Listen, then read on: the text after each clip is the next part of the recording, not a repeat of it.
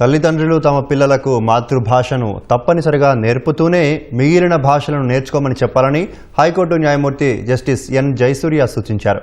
గుంటూరులో జరుగుతున్న ప్రపంచ తెలుగు మహాసభల రెండో రోజు కార్యక్రమంలో పాల్గొన్న ఆయన తెలుగు భాష పరిరక్షణకు అందరూ నడుం బిగించాలని పిలుపునిచ్చారు.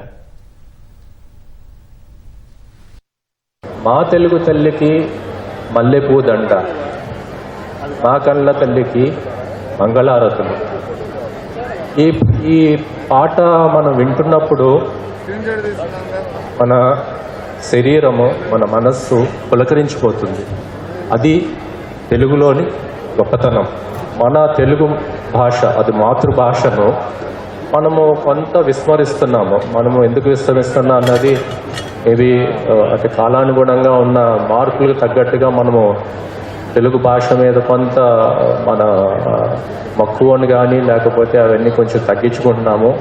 ఇతర భాషలు అంటే ప్రధానంగా ఆంగ్ల భాష మీద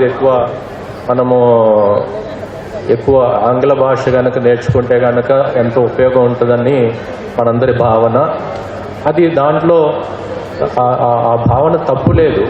కానీ ఆంగ్ల భాషను నేర్చుకుంటున్నప్పుడు మనము మన భాష, మన మాతృభాషని మనము తగ్గించుకోవాల్సిన అవసరం లేదన్నది నా భావన.